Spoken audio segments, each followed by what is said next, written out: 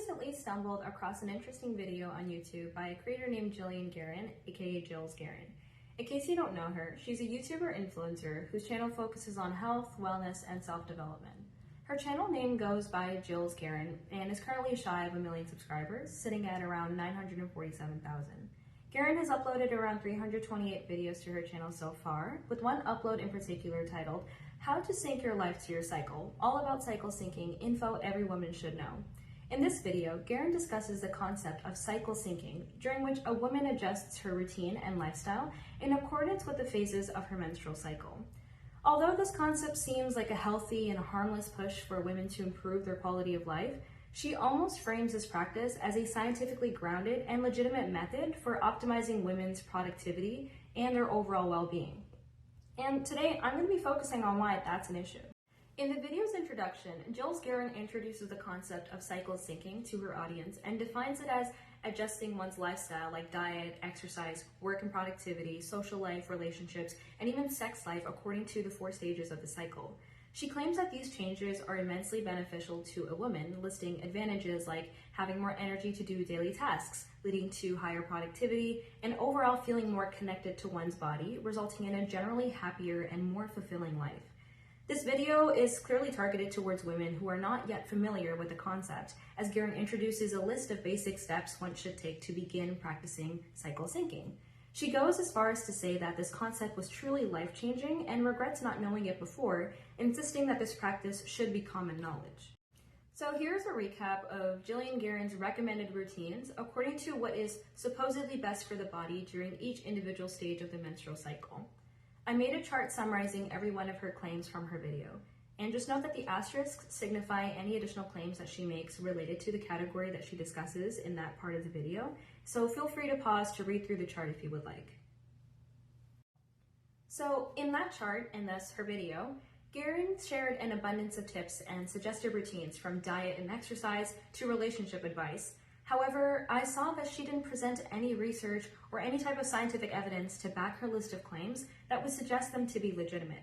It made me think, where did you get this information and how do you know any of it to be true? And we'll get back to this later. Moreover, it raised questions on this YouTuber's background and expertise in knowing about the female body. So I did a little bit of research and here's what I found. By the way, this information is from her own personal website.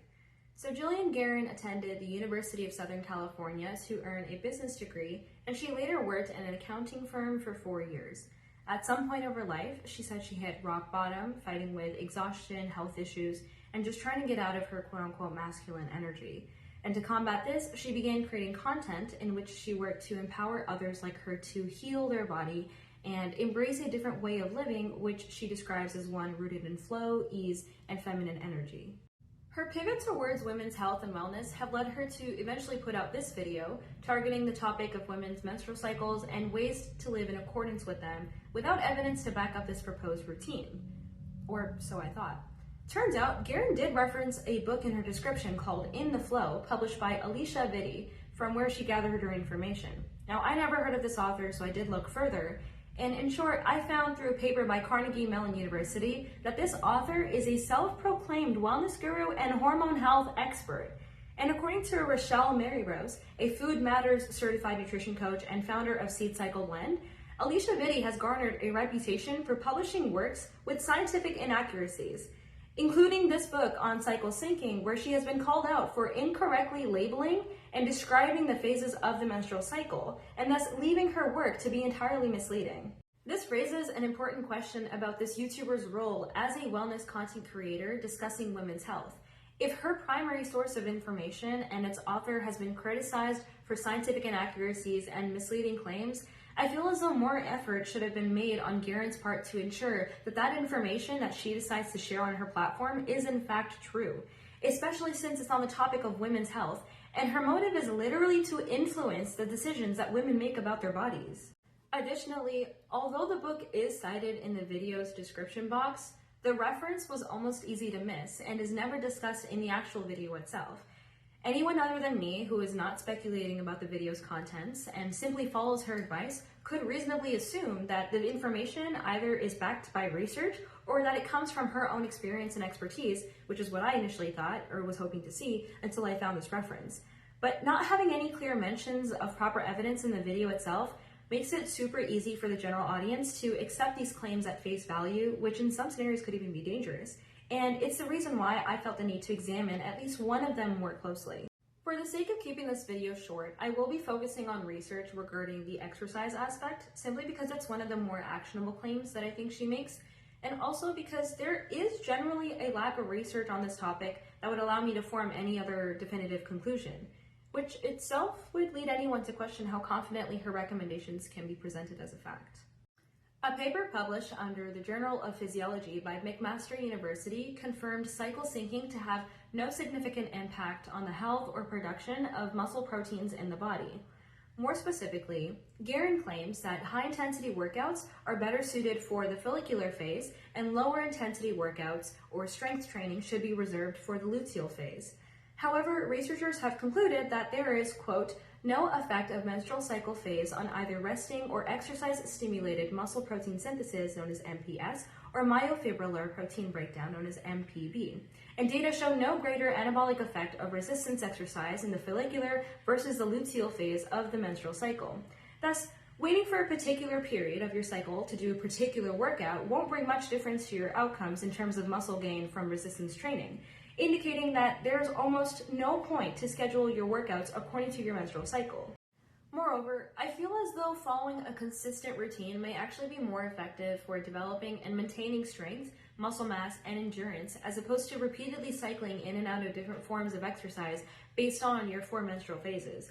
And this is coming from personal experience, where consistent workouts on a weekly basis, not monthly, have allowed me to gradually build strength, but then after taking a long break, I would lose some of those gains, which is fine. And one might argue that Jill Guerin was only suggesting these types of workouts in the interest of how a woman physically or emotionally feels during the times of the month because of the fluctuations in hormone levels, and not so much the outcomes of exercising during each phase. However, my response to that is that all bodies are different, as, quote, both estrogen and progesterone exhibit large variations both between cycles and each person. Some women may also lack estrogen and progesterone due to certain health conditions, and it therefore would be inappropriate to suggest a cookie-cutter routine based on the assumption that every woman goes through the same physical or emotional changes during specific phases of her cycle. Moreover, simply being a woman who menstruates shouldn't be the basis on which you rely to educate others on health-related matters if you lack educational and professional expertise. In fact, as a health and wellness YouTuber, I would expect Guerin herself to have mentioned this at some point in her video, reminding her audience that perhaps not everyone will be suited to her exact proposed routine, and that there may be room for flexibility for everybody to adjust it according to their own needs and preferences. Although Jill Guerin describes cycle syncing as a life-changing practice, I think it would have been beneficial to her and her audience if she had explained how this system benefited her specifically and why it may have worked for her, rather than structuring the video as an instructional guide for others without discussing her personal experiences that led her to adopt cycle syncing in the first place. Talking about her experiences may have granted her a little more credibility than what she has now, considering that her recommendations would have then been based on insights drawn from her own life in which she could have expanded on the specific benefits that she's experienced, all of which are lacking. And I'm not here to bash the concept of cycle syncing as a whole. This practice could very much benefit a number of people, and for that I would even commend Jill Guerin for taking the time to introduce the topic to her audience that she claims to have changed her life. But the problem lies in the way that this practice has been packaged and sold to her audience through her platform. This belief of cycle syncing being some kind of groundbreaking solution to concerns regarding women's physical and mental health related to their menstrual cycles is misleading. And like any other health-related discussion, one would seek adequate and reliable sources to back up claims, be explicit about where the research is coming from, and mention disclaimers in the cases where recommendations are given in regards to adopting particular routines specific to one's health. Cycle syncing is already very under-researched, and whatever evidence I was able to gather from Guerin's video itself was again proven to be inadequate. In fact, Rochelle Mary Ross, one of the critics for Elisa Vitti's work, even shared, quote, "We are still learning about female physiology, and although this cycle syncing framework can be helpful lifestyle advice, it could also be harmful if considered the gold standard of menstrual education as it lacks scientific accuracy." I understand the intent behind Garen's message. The body's capacity and productivity fluctuates, and it's important to understand and respect those changes and our limits as a result of those changes. I agree that we should learn ways to listen to our body and be aware of its needs at different stages of life. I also feel like cycle syncing can contribute to discussions related to detaching our sense of self from the output we are able to produce, especially when those outputs are typically in the interest of workplace demands and corporations at the expense of our connection to ourselves and our health. And this is an issue that Garen herself strives to tackle through her platform. However, a better approach to convey this message, or perhaps a way to fail better, would be to openly acknowledge the limits or holes in available research and present cycle syncing as a personal practice with insight on her own trials and errors when finding the right method for her, rather than presenting her routine as if it were some kind of prescription. This way, she can still present the information that she has gathered and what benefited her and how, while still offering her audience the room to experiment with what works for them.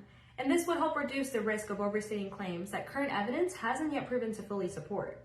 And that's all I have. I hope anyone watching this can take something from this video and produce better and more informed content to not only protect themselves and their platform, but also ensure the health and safety of their audience, especially for you, Jills. Thanks for watching.